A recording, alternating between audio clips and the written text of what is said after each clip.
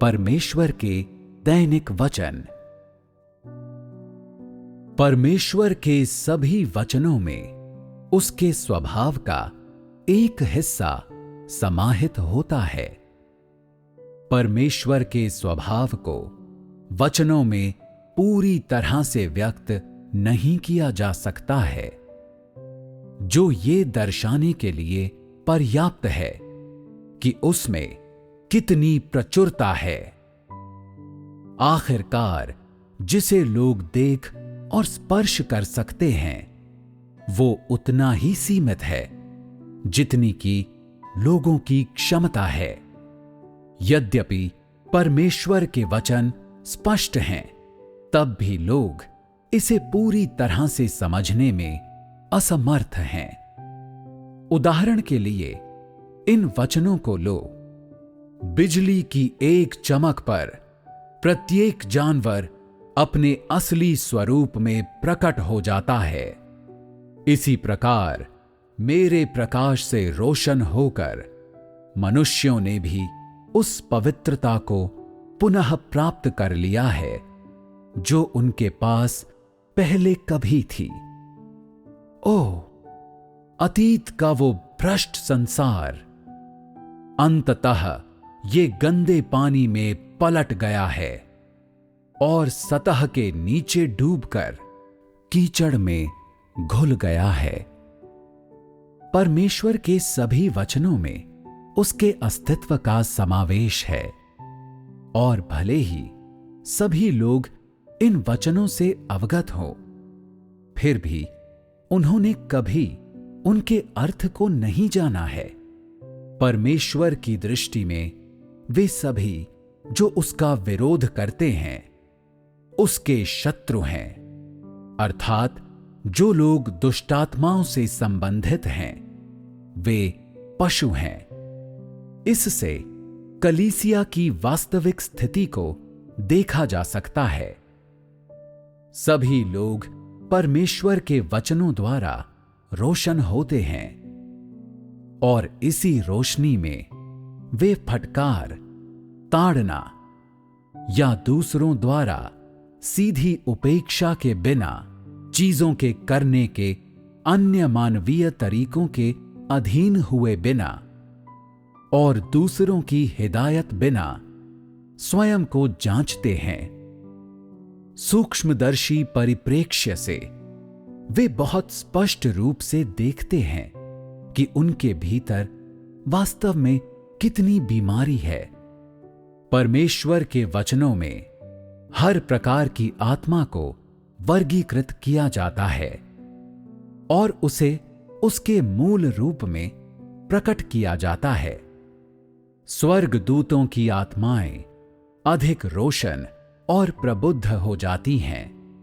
इसलिए परमेश्वर के वचन हैं कि मनुष्यों ने भी उस पवित्रता को पुनः प्राप्त कर लिया है जो उनके पास पहले कभी थी। ये वचन परमेश्वर द्वारा प्राप्त किए गए अंतिम परिणामों पर आधारित हैं। फिलहाल निसंदेह इस परिणाम को पूरी तरह से हासिल नहीं किया जा सकता है। ये सिर्फ एक पूर्वानुभव है जिसके माध्यम से परमेश्वर की इच्छा देखी जा सकती है। ये वचन इस बात को दर्शाने के लिए पर्याप्त हैं कि बहुत से लोग परमेश्वर के वचनों के भीतर चूर चूर हो जाएंगे और सभी लोगों के पवित्रीकरण की उत्तरोत्तर प्रक्रिया में पराजित हो जाएंगे। यहां ये कीचड़ में घुल गया है। परमेश्वर का आग से दुनिया को नष्ट करने का विरोध नहीं करता है, और बिजली परमेश्वर के कोप की ओर संकेत करती है। जब परमेश्वर अपने महान कोप को बंधन से मुक्त करेगा, तो परिणाम स्वरूप पूरी दुनिया ज्वालामुखी के फटने की तरह सभी प्रकार की आपदाओं का अनुभव करेगी।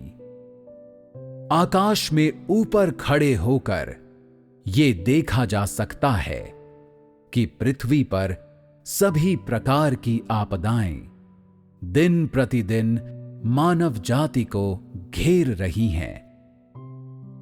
ऊपर से नीचे देखने पर पृथ्वी भूकंप से पहले के विभिन्न दृश्यों को प्रदर्शित करती है।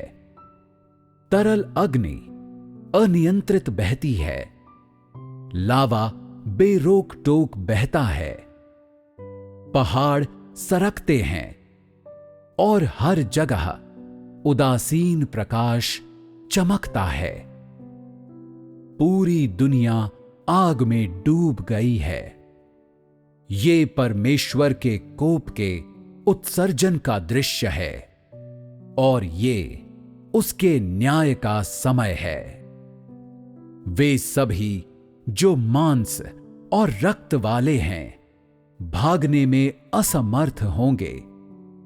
इस प्रकार पूरी दुनिया को नष्ट करने के लिए देशों के बीच युद्ध और लोगों के बीच संघर्ष की आवश्यकता नहीं होगी।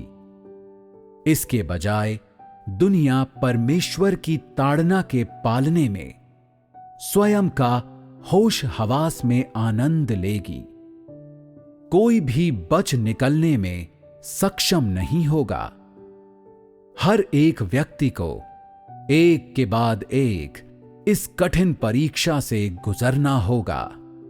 इसके बाद संपूर्ण ब्रह्मांड एक बार पुनः पवित्र कांति से जगमगाएगा और समस्त मानव जाति एक बार पुनः एक नया जीवन शुरू करेगी और परमेश्वर ब्रह्मांड के ऊपर आराम करेगा और हर दिन मानव जाति को आशीष देगा।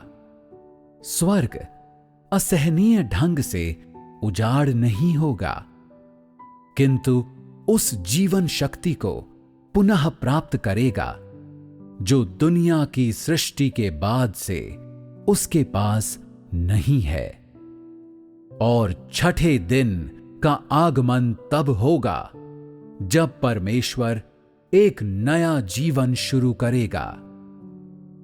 परमेश्वर और मनुष्य जाति दोनों विश्राम में प्रवेश करेंगे और ब्रह्मांड अब गंदा या मैला नहीं रहेगा, बल्कि नवीनीकरण को प्राप्त करेगा। यही कारण है कि परमेश्वर ने कहा, पृथ्वी अब निष्प्राण रूप से स्थिर और मूक नहीं है। स्वर्ग अब उजाड़ और दुखी नहीं है। स्वर्ग के राज्य में अधार्मिकता या मानवीय भावनाएं या मानव जाति का कोई भी भ्रष्ट स्वभाव कभी नहीं रहा है, क्योंकि वहां शैतान का उपद्रव मौजूद नहीं है। सभी लोग परमेश्वर के वचनों को समझने में सक्षम हैं और स्वर्ग का जीवन खुशी से भरा जीवन है। स्वर्ग में सभी लोगों के पास परमेश्वर की बुद्धि और गरिमा है।